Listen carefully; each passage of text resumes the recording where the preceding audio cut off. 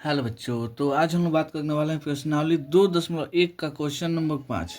बोला है, बताइए कि निम्नलिखित बहुपदों में कौन कौन बहुपद रैखिक है, कौन कौन द्विघात है, कौन कौन त्रिघात है।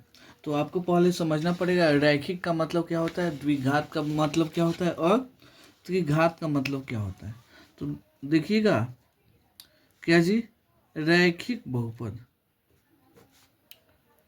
रैखिक बहुपद मतलब जिसका अधिकतम घात क्या जी, जिसका अधिकतम पावर कितना हो जी, एक हो, उसको क्या बोलते हैं जी, रैखिक बहुपद।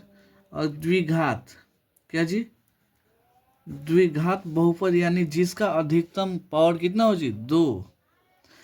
अब वैसे त्रिघात का मतलब क्या होता है जी, त्रिघात बहुपद का मतलब होता है जिसका अधिकतम पावर कितना हो जी, तीन हो, उसको बोलते हैं त्रिघात बहुपद। तो आपको बस यही ध्यान देना है, आपको बहुत आसानी से बन जाएगा। देखिएगा, तो ये वाला आपका एक बहुपद चल रहा है, इसका अधिकतम घात कितना है जी, दो। इसका तो कुछ नहीं, एक है, लेकिन एक और दो में बड़ा कौन है, दो, यानी द्विघात बहुपद है। क्या जी, तो लिख देंगे द्विघात बहुपद, बहुपद, कोई दिक्कत नहीं। वैसे ही इसमें देखिएगा, तो एक्स के ऊपर कुछ नहीं, इसका मतलब क्या है जी, एक। अब एक और तीन में बड़ा कौन है जी, तीन बड़ा है। इसका मतलब अगर घात तीन हो तो क्या बोलते हैं जी, त्रिघात बोलते हैं। तो हो जाएगा त्रिघात बहुपद, बहुपद, कोई दिक्कत नहीं। अब यहाँ देखिए, इसका घात कुछ नहीं, इसका मतलब क्या है जी, एक। एक और दो में बड़ा कौन है, दो। तो इसका घात कितना हो जाएगा जी, द्विघात, क्या जी, द्विघात बहुपद होगा, द्विघात बहुपद। उम्मीद करता हूँ आपको ये समझ में आ रहा होगा।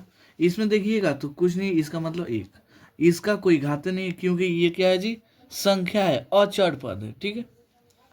तो ये कितना हो जाएगा जी, इसका घात एक है, इसका मतलब क्या है जी, रैखिक बहुपद। क्या जी, रैखिक बहुपद, बहुपद।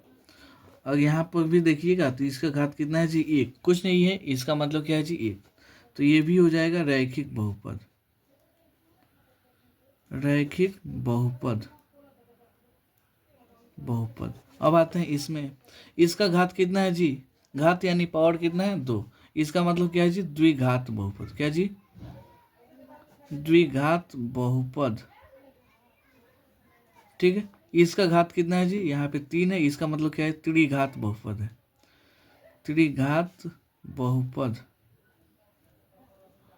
ठीक है। बस यही क्या हो गया जी, आपका आंसर हो गया। उम्मीद करता हूँ आपको ये क्वेश्चन बहुत अच्छे से समझ में आया होगा। चलिए मिलते हैं अगले वीडियो में अगले क्वेश्चन के लिए, तब तक के लिए धन्यवाद।